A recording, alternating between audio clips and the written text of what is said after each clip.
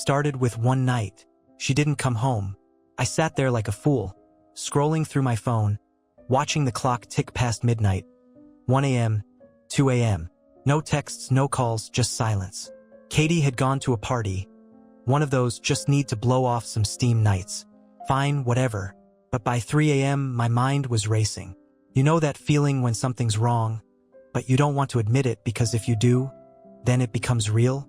Yeah, that was me. I told myself she was probably with her friends. Maybe she'd had too much to drink, and they were just looking out for her. That's what good friends do, right? But something in my gut told me that wasn't the case. I tried calling her straight to voicemail. At 3:45 a.m., I shot her a text. Katie, where are you? Left on read. The clock kept moving forward, but the minutes felt heavier, like they were dragging me down with them. My head started playing tricks on me. Flashes of her laughing with some stranger, images I didn't want to believe, but couldn't shake. When the sun finally crept through the blinds, the anger hit me. I wasn't just worried anymore. I was pissed. She thought she could just stay out all night without a word. Like I didn't exist? She waltzed out the door in her little black dress, saying she needed a break, that she was tired of putting up with my issues. That stung. My issues. Let me translate for you. She meant my performance issues, which apparently had become the defining trait of our marriage. One time, just once, things didn't work in bed, and suddenly I was the problem. She never let me forget it, throwing little jabs like, maybe you're not feeling it, but of course she never wanted to talk about it. No, Katie was above communication. She'd just put on her fake smile, go out with her friends, and act like nothing was wrong. By the time 9 a.m. rolled around, I was done waiting. I grabbed my keys and left the house. I wasn't going to sit there like an idiot anymore. I had a buddy, Dave, who lived near the area where I knew the party was happening. On a whim, I called him up. He answered groggy, but awake. Hey man, did Katie crash at your place last night? She hasn't come home. There was a pause. A long one. I could hear him shifting, the wheels turning in his head. Nah man, I haven't seen her. I thought you guys were together. That was it. That's when I knew. There was no more pretending, no more excuses. Something was going on and I was about to find out exactly what. By noon, I had checked her location on our shared app. She'd forgotten to turn it off. Amateur move. She wasn't with friends. She wasn't at any after-party.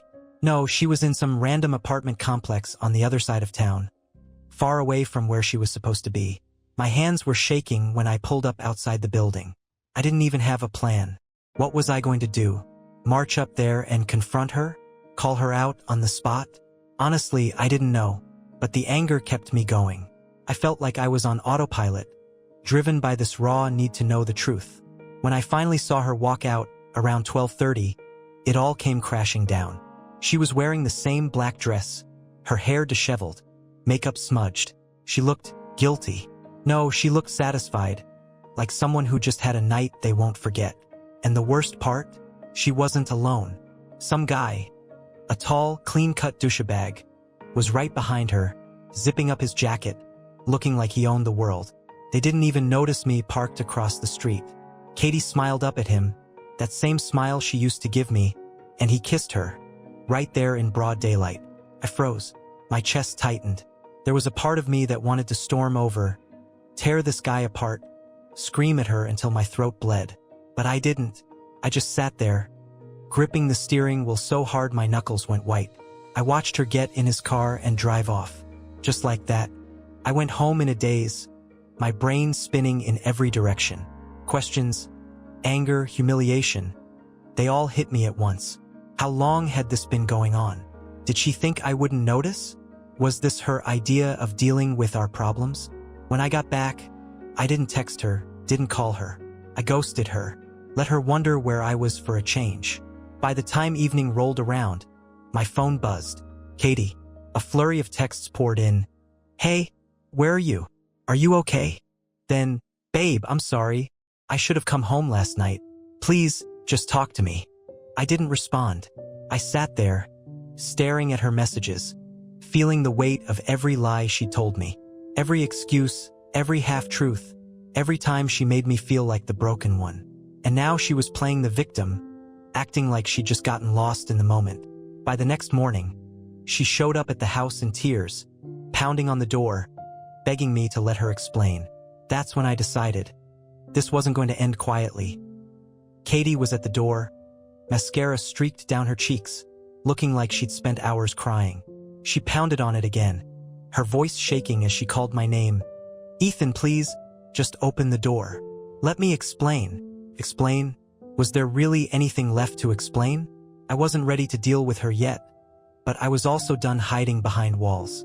I opened the door, just a crack at first, enough to see her standing there in the same black dress she'd left in. The same one I saw her wearing when she walked out of that guy's apartment. Seeing her like that, all disheveled and pathetic, didn't make me feel sorry for her. It made me furious. "Explain what?" I asked coldly, stepping aside to let her in. She flinched at my tone but walked past me, wiping her eyes. She stood in the living room, wringing her hands like some nervous schoolgirl.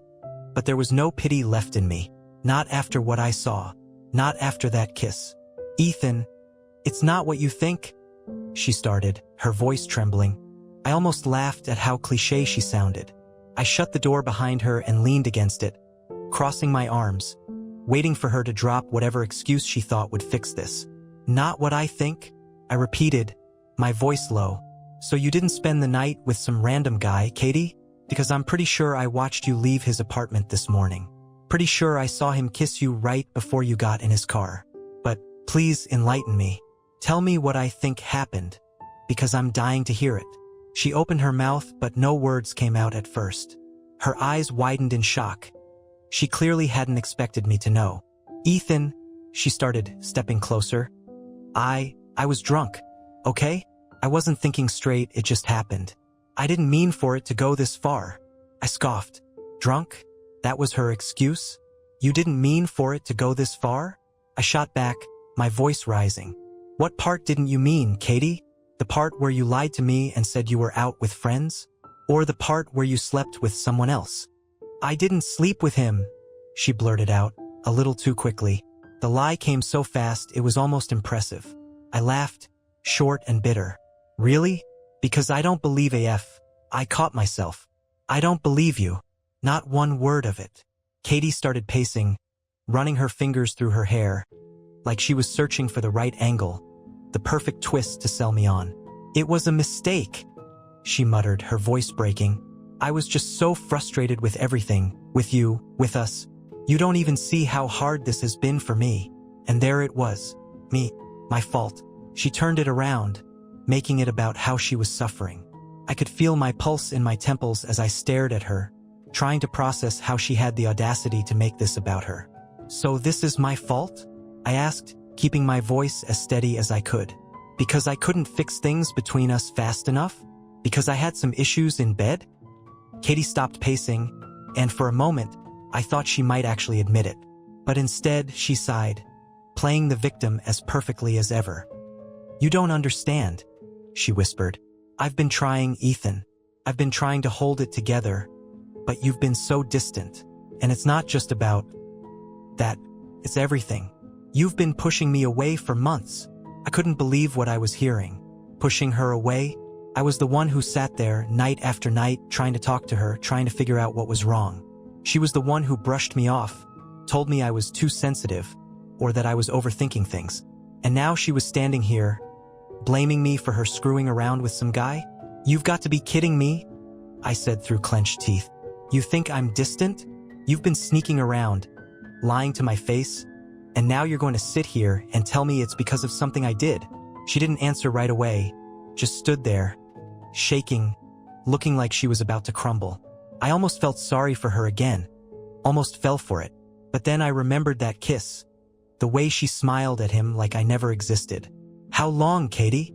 I asked quietly, the question slipping out before I could stop myself. "How long has this been going on?" Her face went pale.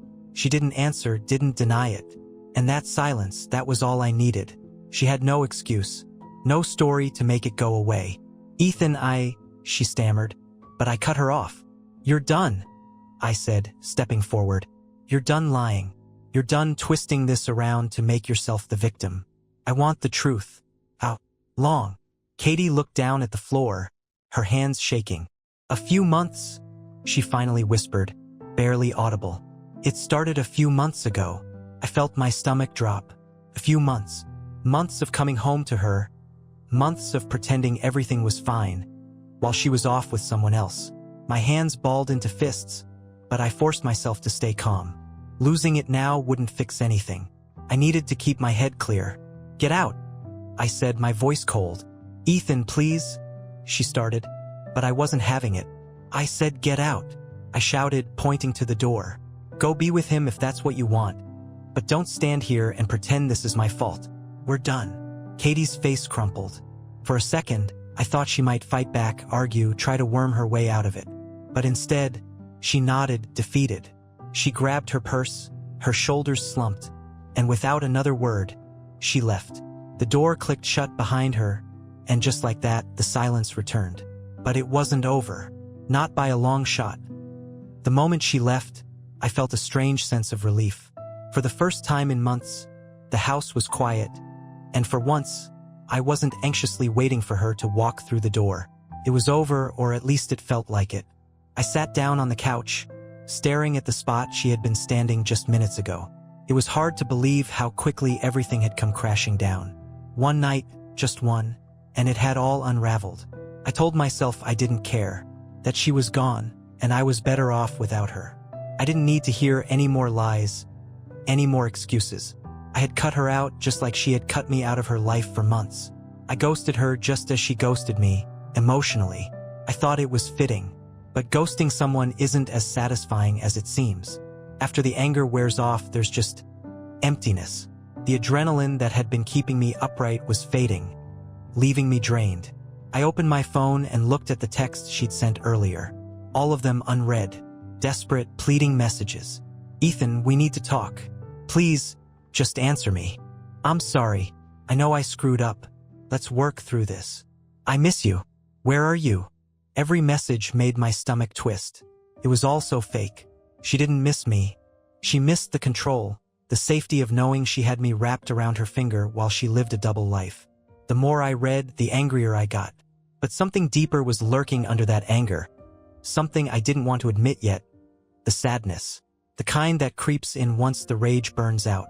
The kind that reminds you that the person you loved just threw everything away like it was nothing. By the next evening, I hadn't responded to her once. And honestly, I didn't plan to. But life has a way of throwing curveballs at you, just when you think you're in control. It was around 7 p.m. when my phone buzzed again, and this time it wasn't a text. It was a call from her. I stared at the screen, watching her name light up. I almost ignored it. Almost. But curiosity got the better of me. I wanted to hear what she had to say this time. I answered, keeping my voice cold and distant. What? Her voice was a mess of tears and frantic breathing on the other end. Ethan, please. I just need to see you. Just once. We need to talk face to face. I'm begging you. I stayed silent for a moment, listening to her sob. It was pathetic. Or maybe it would have been if part of me didn't still feel something for her. That was the worst part. After everything she'd done, I still cared. It was stupid, but it was true. There's nothing to talk about, I finally said, my voice flat. You made your choice, Katie. Now live with it. I know, she cried. But I just need to explain. Please, Ethan. I can't. She stopped, choking on her words, then blurted out something that caught me off guard. I'll leave him. I'll cut him off. He meant nothing. I swear. I froze, trying to process what she was saying. Leave him? Now, suddenly, after months of sneaking around, she was ready to drop this guy like he was nothing? Was she serious? Or was this just another manipulation? Another move in her game? You should have thought about that before you slept with him. I shot back, harsher than I intended. It wasn't like that. She screamed through the phone, her voice cracking. I'm sorry. You don't understand. It was a mistake. I was angry. I felt trapped. You don't know how hard it's been for me. How lonely I've been. I clenched my jaw. There it was again. The same old song and dance. It wasn't her fault. It was never her fault. Always someone else, always me. She was the victim in her mind, and I was the villain. I don't care how hard it's been for you, I snapped, pacing the living room now. You didn't care how hard it's been for me. I was here, Katie. I was trying. But you just checked out. You didn't even try to work through it. You found someone else instead. That's not fair, she cried, her voice shaking. I didn't plan for it to happen. It wasn't supposed to go this far. It was just, I don't know. I was confused. He was just there. Like that somehow made it better. My hand tightened around the phone. So what, you think you can come back now? Forget it ever happened. I asked, trying to keep my voice steady. That's not how this works. There was silence on the other end, but I could still hear her breathing, shallow and erratic. When she finally spoke again, her voice was soft, almost pleading. Ethan, I love you. I made a mistake, but I love you. Don't throw this away because of one night. One night, I almost laughed again, the bitterness boiling up inside me. This wasn't about one night. This was about the months of lies, the betrayal, the gaslighting. It was about the fact that she had looked me in the eye every day and pretended everything was fine, all while sneaking around with someone else. How could she even say the words, I love you, with a straight face? You don't love me, I said quietly but firmly. You love the idea of me. You love the safety, the comfort. But if you really loved me, you wouldn't have done this. You wouldn't have looked at me like I didn't exist while you were off with him. Ethan, please, she whispered, but I couldn't listen to it anymore. We're done, I said, my voice final. Stop calling me. Stop texting me. Just stop. Before she could say anything else, I hung up and threw the phone on the couch. My hands were shaking, my heart pounding in my chest. The relief I felt when I first ghosted her was gone. Now all I felt was the weight of the reality crashing down. I was free, sure, but that freedom didn't feel as good as I thought it would. Felt hollow, like something had been ripped out of me and replaced with this unbearable void. I stood there in the empty living room, the silence ringing in my ears. This was the part no one talks about. The part where, even after you've made the right decision, you're still left standing in the wreckage, wondering if it could have been different. The next few days were a blur. I thought cutting her off would bring me peace, but it didn't. The ghosting was a temporary fix, like a bandage over a wound that was still festering underneath. I didn't hear from Katie again for a while, and honestly, I wasn't sure if that was a good thing or not. The house was too quiet, too empty. Every time I sat down, my mind would spiral back to what happened, to her excuses, her desperate cries over the phone. But just as I was starting to settle into the silence, convincing myself that I'd made the right decision, the universe decided to flip the script. It was late on a Friday night. One of those nights where you're just sitting in front of the TV, not really watching anything, but trying to drown out your thoughts. I was halfway through a beer when my phone buzzed on the coffee table. I glanced at it, expecting another random notification, but when I saw the name on the screen, my blood ran cold. It was him, the guy Katie had been with, Jason. At first, I thought it was some kind of sick joke. Why the hell would he be calling me? My immediate reaction was to toss the phone across the room, ignore it, and pretend it never happened. But the curiosity, the anger won out. I picked up. What the hell do you want? I growled, gripping the phone tighter than necessary. There was a pause on the other end, then a deep breath. Ethan, man. Listen, I know this is awkward as hell, but you need to hear me out. His voice was calm, almost too calm, like he was rehearsing some kind of twisted apology. I didn't want to hear it. You think I want to hear anything from you? I snapped. You slept with my wife, and now you're calling me like we're gonna chat about it? What, are you proud of yourself? It's not like that, Jason said quickly, sounding nervous. I'm not proud of anything. In fact, I didn't even know she was married when it started. Katie, she never told me about you. I froze. That wasn't what I expected to hear. She didn't tell you she was married? I asked, more confused than angry now. You're telling me you didn't know the whole time? I swear, he said. I didn't find out until a couple weeks ago. She'd been telling me she was in a complicated relationship, but she never mentioned you. When I figured it out, man, I was pissed too. I've been trying to cut it off, but she's been all over the place. It's like she can't let go of either of us. My mind was spinning. Katie had always been good at manipulation, but I didn't realize just how deep it went. She'd managed to string both of us along, lying to him just like she lied to me, "So why are you calling me now?" I asked, my voice sharper than I intended. "What do you want from me?" Jason sighed. "I'm not calling to make excuses. I think you should know something. Katie's been trying to come back to me too. She's been blowing up my phone, showing up at my place, saying she's ready to leave you, that she'll choose me. But I don't want any part of it anymore. I'm done. I don't want to be dragged into her mess." I stared at the floor, my mind racing.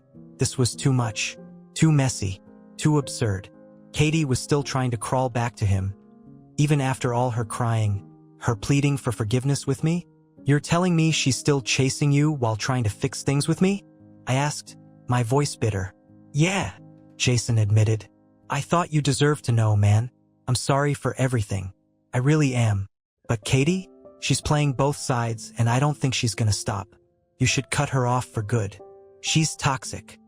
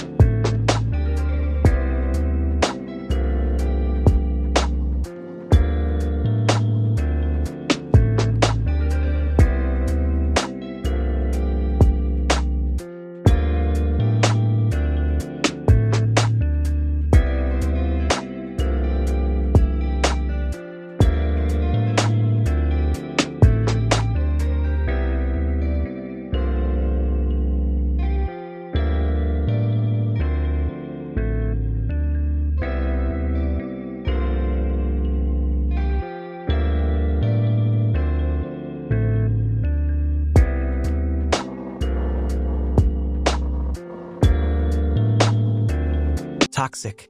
That word hit me hard. As much as I hated to admit it, Jason was right. Katie had become this chaotic force, wrecking everything in her path. And now, even the guy she was cheating with wanted nothing to do with her. "I'm done with her," I said after a moment, my voice low but firm. "And you should be too. Let her self-destruct on her own." "I already have," Jason said quietly. "Take care of yourself, Ethan. You don't need someone like her dragging you down." I hung up without saying anything else. My hands were shaking, my mind buzzing with everything I just learned. Katie wasn't just trying to salvage her marriage. She was trying to keep both of us, like we were some sort of sick backup plans for her twisted sense of stability. It made me sick. I sat there for a while, staring at the phone in disbelief. Every time I thought I had a handle on the situation, something new came out of the woodwork, something that made me realize just how deep her betrayal went. This wasn't just about cheating. It wasn't just about one mistake or one night. Katie was a liar, a manipulator, and I had been blind to it for far too long. The next morning, I woke up with a new sense of clarity. Jason's call had opened my eyes to something I hadn't fully accepted. Katie wasn't going to stop. She wasn't going to give up until she had me, or him, or both of us. She was that kind of person. She didn't know how to let go. She didn't care who she hurt, as long as she got what she wanted in the end. But this time, I wasn't going to let her win. I picked up my phone and texted her. The words blunt and final. "We're done. I'll be contacting a lawyer. Don't come back to the house. I don't want to see you again." No explanation, no room for argument. Just the truth. I hit send, blocked her number, and leaned back, feeling a strange sense of calm wash over me. It was like the weight of the past few months had finally lifted. The games were over, and this time I was in control. I thought cutting her off would be the end of it, that a clean break would finally give me the peace I needed. But I underestimated Katie. She wasn't the type to take no for an answer. That night, after I sent her the message, there was a brief moment of silence, like the eye of the storm. For the first time in weeks, I felt calm, thinking the worst was behind me. But I was wrong. The next day, I came home from work, expecting the house to be as quiet as I'd left it. Instead, the second I opened the front door, I heard it, her voice, Katie's voice, cutting through the silence like a knife. My heart dropped. She was inside. I stepped into the living room, and there she was, sitting on the couch like nothing had changed, like she still belonged there.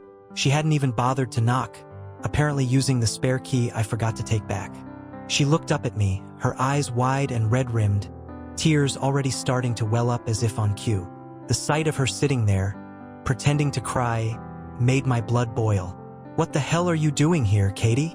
I asked, trying to keep my voice calm but failing miserably. She stood up quickly, rushing over to me like she was going to embrace me. "Ethan, please," she sobbed, reaching for my arm. "I've been thinking about everything, and I can't lose you. I know I messed up, but I can fix this. We can fix this." I yanked my arm away before she could touch me, taking a step back. "No," I said firmly. "You don't get to just show up here after everything you've done and act like we can go back to normal. We're over, Katie. I told you that." "But we're not over," she insisted, her voice frantic. "You're just angry, but I can fix it. I'll cut him off. I'll do whatever it takes. You just need to give me another chance. I love you, Ethan. I swear I do." I stared at her, barely able to contain my disbelief. How could she stand there, after everything I knew, and still try to convince me that she cared? That this wasn't just another game for her? "You don't love me," I said coldly. "You love having control. You love knowing that you can have me and him at the same time. But that's not love, Katie. That's manipulation." She shook her head violently, tears streaming down her face now. "No, it's not like that. I made a mistake, okay? But it's you I want. It's always been you." I wanted to scream at her. I wanted to throw her out of the house right then and there. But instead, I just laughed. A bitter, hollow laugh that came from a place so deep I didn't even recognize it. "Always been me?" I echoed, shaking my head. "You've been sleeping with another guy for months, Katie. You've been lying to me every single day. You don't get to say it's always been me." "It didn't mean anything," she cried, her voice desperate. "He didn't mean anything to me. I was confused. I didn't know what I was doing, but now I do. I'm ready to make it work. Please, Ethan, just don't throw this away." I clenched my fists, trying to keep control. "You threw it away the second you decided to cheat on me," I said, my voice tight. "You don't get to come back now just because he doesn't want you either. I know about everything, Katie. You've been bouncing between us, trying to play both sides. You're not sorry. You're just scared of being alone." Her face twisted in shock, as if she hadn't expected me to know. She opened her mouth, probably to deny it, but I didn't give her the chance. "Jason called me," I continued, watching her face drain of color. "He told me everything. How you've been showing up at his place, begging him to take you back, while telling me you want to fix our marriage. You're not sorry for what you did. You're just sorry you got caught." For a split second, I saw something in her eyes. A flicker of guilt, maybe, or maybe it was just fear. She opened her mouth again, this time slower, her voice barely above a whisper. "Ethan, I didn't know how to handle everything. I'm sorry. I'll make it right." "There's nothing to make right," I said, stepping toward the door and holding it open. "You need to leave. Now, we're done." She stood there for a moment, just staring at me, as if waiting for me to change my mind, as if she still had some kind of power over me. But this time I was done, truly done. She wasn't going to talk her way out of this. Slowly, she wiped her face with the back of her hand, straightened her posture, and gave me this look, this cold, hard stare that made me realize I'd never really known her at all. The tears stopped, the trembling disappeared, the remorse vanished. "Fine," she said, her voice cold and venomous. "If this is what you want, then fine. But don't act like you're some innocent victim, Ethan. You've had your own problems, and you know it. You're not exactly a prize." I froze. There it was, the real Katie, the one who couldn't handle being caught, the one who always had to make sure she didn't walk away as the bad guy. Even now, with everything exposed, she had to tear me down on her way out. "Get out," I said again, my voice calm but firm. She didn't say another word.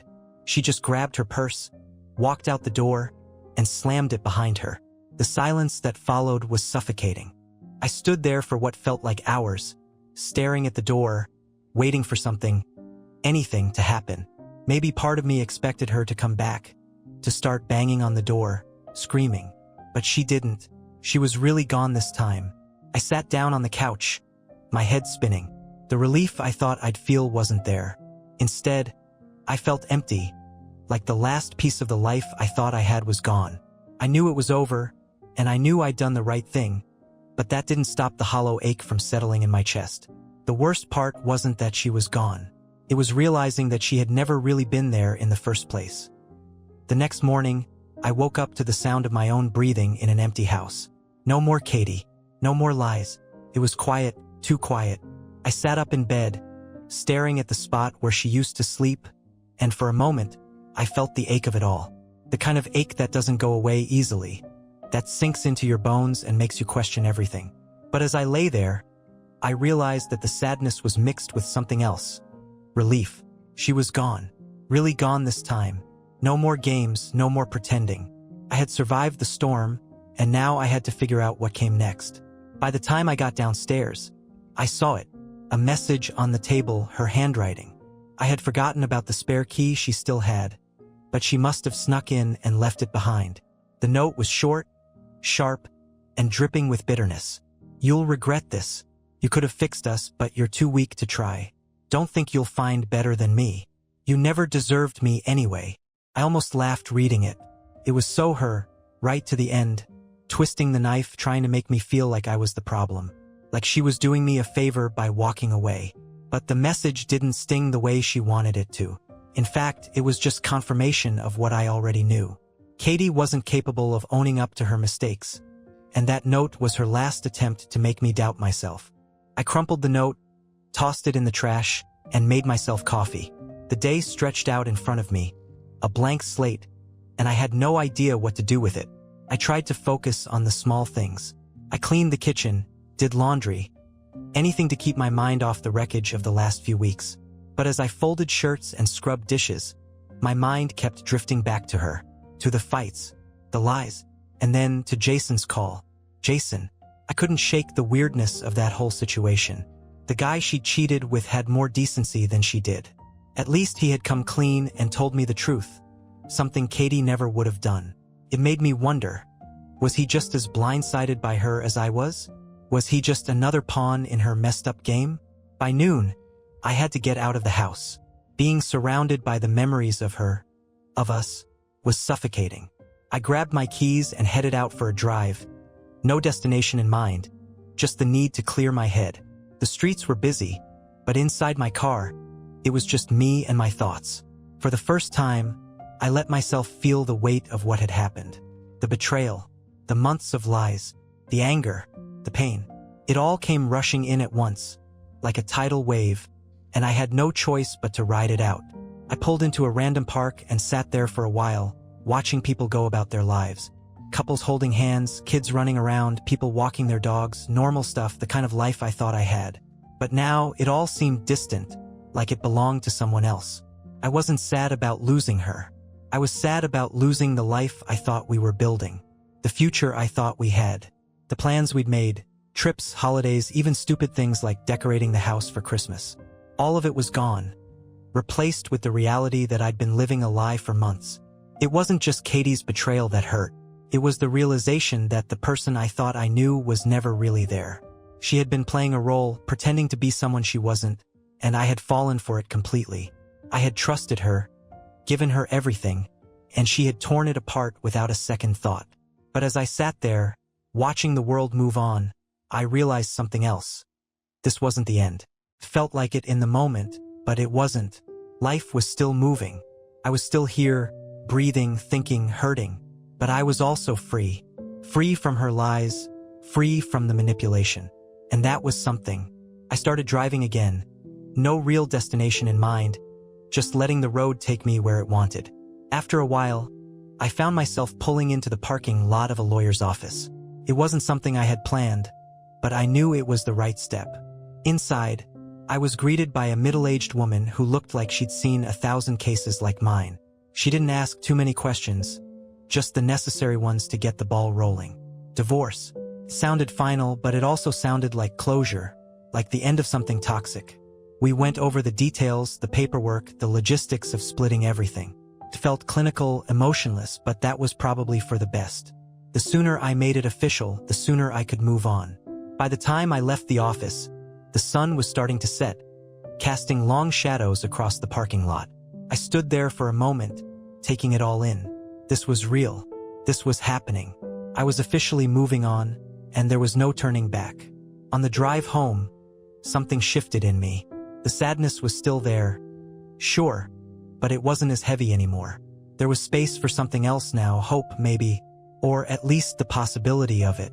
When I got back to the house, I opened the door, stepped inside, and for the first time in weeks, I didn't feel like the walls were closing in on me. The house felt different. Empty, yes, but in a way that was full of potential.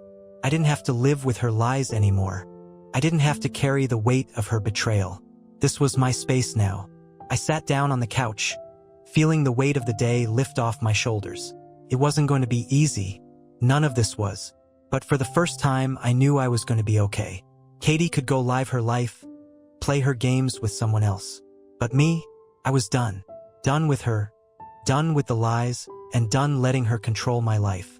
I didn't need her anymore, and that realization, that felt like the beginning of something new.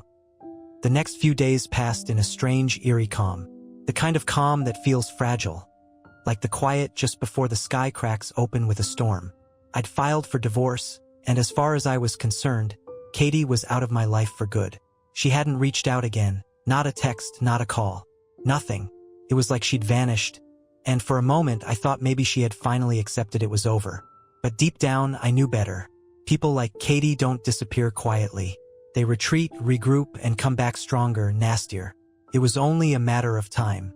It was a Tuesday morning when the first crack appeared. I had just gotten out of the shower when my phone buzzed with an email notification. I grabbed it, still dripping wet, expecting some spam or work update. Instead, it was from Katie. No subject line, just her name. I hesitated for a moment, my thumb hovering over the screen, debating whether or not to even open it. But curiosity won out and I clicked. The message was short, just 3 sentences, but the weight of them hit me like a punch to the gut. You want to play the victim, but you're not innocent either. Don't forget what I know about you. If you think this divorce is going to be easy, think again. My stomach churned. What the hell was she talking about? What did she think she knew about me? There was nothing to know, nothing I hadn't been open about. But the threat was clear, and it sent a ripple of anxiety through me. Katie wasn't just going to let this end. She was gearing up for a fight. I threw the phone down, my mind racing. This was classic Katie. She couldn't handle being the one who lost, the one who didn't get to walk away on her own terms. So now, she was trying to scare me, make me think there was some dirty secret she could use to turn things in her favor. But what secret? My mind reeled, searching for anything she could twist into her advantage, anything she might use to drag me through the mud. And then I remembered, there was something. A few years back, before all this chaos started, I had lent some money to a friend. It was nothing serious, just a small loan to help him out when he was struggling. But the thing was, I'd never told Katie about it. Not because I was hiding it, but because I knew how she was about money, always obsessed with control, always keeping track of every little thing. I didn't want the fight that would have come with it, so I kept it quiet. Now, I wondered if she had somehow found out. Maybe that's what she was holding over me. But even if it wasn't some huge scandal. It was a personal decision, and nothing that could really hurt me in court. Or at least, that's what I told myself. I tried to push the email out of my mind, but it gnawed at me all day. By the time evening rolled around, I was restless, pacing the house, my thoughts spiraling in a million directions. What was she planning? How far was she willing to go to drag me down with her? I needed to clear my head, so I decided to call Dave, my best friend and the only person who knew the full story. He answered on the second ring, his voice casual and calm, as if he'd been waiting for my call. "What's up, man? How's the post-Katie life treating you?" he asked, the humor in his voice trying to lighten the mood. "It was fine until today," I said, rubbing my temples. She's starting up again. Sent me this weird email, threatening that she knows something about me. I don't know what she's talking about, but it's got me on edge. There was a pause on the other end of the line. She sent you an email? Dave asked, sounding more serious now. What did she say? I told him, repeating the message word for word, trying to keep my voice steady. Dave stayed quiet for a moment, and when he finally spoke, his tone had shifted. Look, man, you know she's just messing with you, right? He said. She doesn't have anything on you. She's trying to make you panic. That's what she does. You've seen it before. I nodded, even though he couldn't see me. Yeah, I know, but it's the way she said it. She's not done with me, Dave. I can feel it. This isn't over. Not for her. She's a snake, he muttered. But she can't hurt you if you don't let her. You've got the truth on your side. She can play dirty, but she can't make up lies that'll stick. I hope you're right, I said, though part of me wasn't convinced. We talked for a while longer, mostly about meaningless stuff, work, sports, anything to take my mind off Katie. By the time we hung up, I felt a little calmer, but the tension was still there, lurking in the back of my mind. That night, I lay in bed, staring at the ceiling, my thoughts circling back to her words over and over again. Was she bluffing, trying to rattle me just to see if I'd flinch? Or did she really have something up her sleeve? I didn't know, and that's what scared me. Katie was unpredictable, and I had no idea what she might do next. The following morning, I decided it was time to stop playing defense. I wasn't going to sit around, waiting for her next move. I was done being reactive. It was time to protect myself. I called the lawyer I'd met with a few days earlier, laying out the situation in full. I told him about Katie's email, about the vague threat, about how I didn't know what she was planning but needed to be prepared.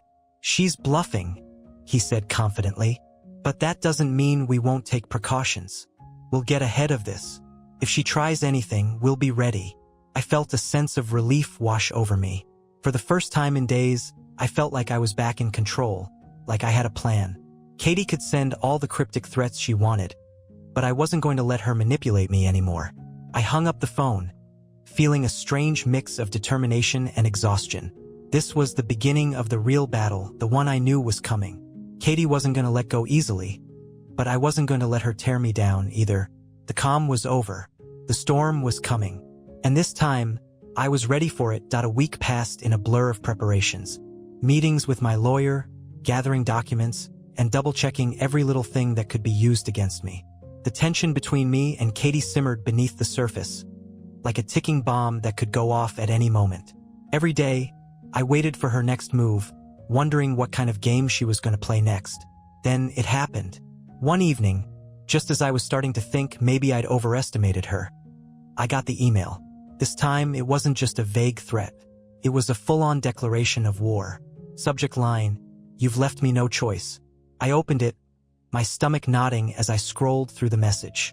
Ethan, since you've decided to make this so difficult, I'll have to make sure the truth comes out. You've always pretended to be the good guy, but let's not forget about your little loan to Dave. I know all about the money you've been hiding from me. You think you're going to walk away clean, but trust me, once I tell the court how you've been hiding finances, you won't be looking so innocent anymore. I'll drag this divorce out for as long as it takes. You're going to regret ever trying to leave me. My heart sank. She knew. Somehow, she'd found out about the loan to Dave, the one thing I thought she'd never uncover. And now she was planning to use it to paint me as some kind of secretive, dishonest husband. It wasn't a huge amount of money, but it was enough to make things messy if she framed it the right way. The worst part? She could drag this out. She had the kind of manipulative energy that thrived on conflict. The more chaotic things got, the more in control she felt. And now she was going to turn this divorce into a war zone. I slammed my laptop shut, pacing the room, my mind racing with frustration. The walls felt like they were closing in on me, like I was trapped in a game I didn't want to play. I had no idea how far she was willing to go, but I knew she wasn't bluffing anymore. She was serious. She wanted to make this hurt. I grabbed my phone and called Dave, barely waiting for him to pick up. "Dave, we've got a problem," I said as soon as he answered. "What's going on?"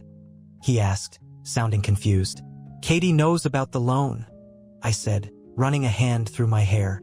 "She's threatening to use it in court, make it look like I've been hiding money from her." There was a pause. Then Dave let out a long sigh. Damn, man. I didn't think she'd stoop that low, but I should have known.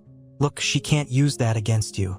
The money wasn't hidden, it was a personal loan between friends. It's not like you were stashing it away somewhere secret. Yeah, but you know how she is, I said, my voice tight. She's going to twist it, make it sound like I was being deceitful. And the longer this drags on, the worse it's going to get. Then don't let it drag on, Dave said firmly. You need to end this, Ethan. Fast. She's trying to rattle you, make you lose your footing. But if you stand your ground, she'll burn herself out. He was right. Katie was banking on me panicking, on me spiraling into fear and doubt. But I wasn't going to give her that satisfaction. I took a deep breath, trying to steady myself. I had to stay calm. I had to stay focused. The next morning, I met with my lawyer again, laying everything out on the table, the loan, the emails, the threats. He was calm, almost indifferent to it all, like he'd seen 1,000 Katies before. She's trying to intimidate you, he said, leaning back in his chair. But we can handle this. The loan isn't a secret. It's not even marital property. It won't hold up in court. I nodded, feeling a small sense of relief, but the tension was still there. What if she keeps pushing? What if she drags this out for months, trying to make me cave? I asked. My lawyer gave a small, reassuring smile. Then we drag her down with us. We've already filed for divorce, and we're on solid ground. The longer she plays these games, the worse she'll look in front of a judge. We'll keep everything clean, keep it professional. If she wants a fight, let her have one. But she won't win. His confidence was contagious. For the first time since this nightmare started, I felt like maybe, just maybe, I could come out of this with my life intact. But of course, Katie wasn't going to go down without a final strike. A few days later, I came home to find an envelope stuck in my front door. It wasn't from the court, wasn't anything official. It was from Katie. I opened it, feeling that familiar dread creeping up my spine. Inside was a single piece of paper with a few printed photos clipped to it. The photos were of me, out with Dave, having drinks. One of us was laughing, and the other looked like we were deep in conversation. At first, it didn't make sense. Why would she send me these? Then, I saw the note scribbled on the back. Drinking your troubles away while we're still married. This won't look good in court, will it? Don't forget, I can make you look just as bad as you're trying to make me. Keep playing, Ethan. I'm ready for it. It was such a petty, desperate move. Photos of me and my friend, trying to make it seem like I was some careless guy neglecting my responsibilities. But it was enough to remind me of what I was dealing with. Someone who wouldn't stop until she'd completely torn me down. But something inside me had shifted. The fear, the anxiety, it wasn't as strong anymore. She was flailing, trying to find anything to grab onto, and it was starting to show. She was losing her grip on me, and she knew it. That night, I went to bed without responding. No angry texts, no phone calls. I wasn't going to play her game anymore. If she wanted to keep sending threats, let her. I had the truth on my side, and more importantly, I had the strength to finally see this through. The next few weeks were brutal. Katie's lawyer tried to drag out every little detail, tried to paint me as a neglectful husband, tried to make it seem like I was hiding things. But my lawyer was prepared for it all, shutting down every accusation, every piece of false evidence she tried to bring up. The final court date came quicker than I expected. Katie sat across from me, cold and calculating, but there was a hint of desperation in her eyes. She knew she'd lost. The judge saw through her tactics, ruling in my favor. The divorce was finalized, clean and swift, just as my lawyer had promised. As I left the courthouse, I felt the weight of it all finally lift. It was over, really, truly over. Katie was out of my life, and she couldn't touch me anymore. I drove home, the sun setting on the horizon, and for the first time in months, I felt at peace. The storm had passed, and I was still standing, stronger than before. I had my life back, and Katie, she was just a chapter I'd finally closed.